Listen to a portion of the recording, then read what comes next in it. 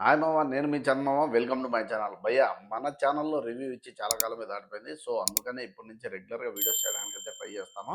నా ఛానల్ అయితే ముందుగా సబ్స్క్రైబ్ చేసుకొని సపోర్ట్ చేస్తారని ఆశిస్తూ 'బైసన్' మూవీ అయితే చూడడం జరిగింది. ఆ మూవీ సమాజంలో చాలా క్రూరమైన మనుషుల మధ్య పెరుగుతున్నామని, అటువంటి ఆ పరిసరాల మధ్య పెరిగిన ఒక కుర్రాడు తన లక్ష్యం కోసం ఎంతవరకు వెళ్ళాడు, కబడ్డీ అనే ఆటలో ఇంటర్నేషనల్ స్థాయికి ఏ విధంగా వెళ్ళగలిగాడు, అసలు ఆ ఊరి బ్యాక్ స్టోరీ ఏంటి? వాళ్ళ నాన్న గూడా కబడ్డీ పట్ల చాలా మక్కువతో ఉండే వ్యక్తి. అటువంటి వ్యక్తి ఆ కబడ్డీ ఆటని ఎందుకు అపోజ్ చేశాడు? తర్వాత ఆ ఊరిలో ఉన్న ఇద్దరు నాయకుల మధ్య అసలు వాళ్ళ స్టోరీ ఏంటి? వాళ్ళ ఆ 2 వర్గాల మధ్య ఎప్పటికీ గూడా ఎందుకంత శత్రుత్వం అని చెప్పేసి మూవీ యొక్క థీమ్ లైన్ భయ్యా. దీన్ని తెరకెక్కించింది 'మ్యారీ సెల్వరాజ్' గారు. ఆయన ప్రీవియస్ మూవీస్ లాగే ఇది కూడా మెసేజ్ ఏ విధంగా ఉందంటే, సమాజానికి రాయి తీసుకొని సూటిగా విసిరినట్టు అనిపించింది నాకైతే. తన సినిమా అంత బాగుంది. కొంచెం పేషెన్స్‌తో చూస్తే మూవీ మనకు ఖచ్చితంగా నచ్చుతుంది భయ్య. ఎందుకంటే, ఒక రాక్షసుల మధ్య పెరిగిన ఒక కుర్రాడు, అంటే ఒక చిన్న విషయం చెప్తాను మూవీలో.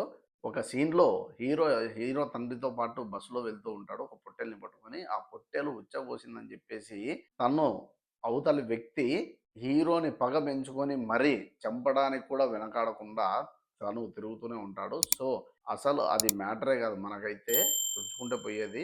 కానీ అటువంటి సందర్భాన్ని గూడా వాళ్ళు ఏ విధంగా శత్రుత్వంగా మార్చుకొని ఒకరిని ఎప్పుడెప్పుడు కొట్లాడదామా, ఎప్పుడు పగ పెంచుకుందామా, ఒకరిని చంపుకుందామా, నరుక్కుందామా అనే మనుషుల మధ్య నలిగిపోతూ పెరిగిన ఒక కుర్రాడు ఒకానొక సందర్భంలో తల్లిదండ్రుల నుంచి సపోర్ట్ ఉండదు. సమాజం నుంచి కూడా వ్యతిరేకత ఉంటుంది. అయినప్పటికీ కూడా ప్రేమించిన అమ్మాయి దూరమవుతూ ఉంటుంది. అయినప్పటికీ తన లక్ష్యాన్ని ఏమాత్రం విస్మరించకుండా ప్రతి క్షణం దానికోసమే కష్టపడి కబడ్డీలో అంతర్జాతీయ స్థాయికైతే ఎదుగుతాడనమాట ఈ కుర్రాడు. అటువంటి కుర్రాడు స్టోరీనే 'బైసన్'. అసలు 'బైసన్' అనే మూవీకి అర్థం ఏంటో మీరు మూవీ చూసే తెలుసుకోవాలి.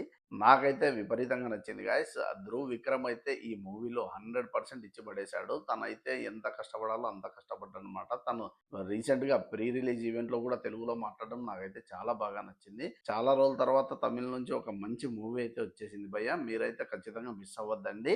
సో గాయ్స్, ఈ రివ్యూ నచ్చితే ఖచ్చితంగా సబ్స్క్రైబ్ చేసుకొని నెగెటివ్ గాని, పాజిటివ్ గాని రివ్యూకైతే కింద కామెంట్ చేసి నన్ను సపోర్ట్ చేస్తారని ఆశిస్తూ సైనింగ్ ఆఫ్ మీ చందమామ. మరిన్ని రివ్యూస్‌తో మళ్ళీ కలుసుకుందాం.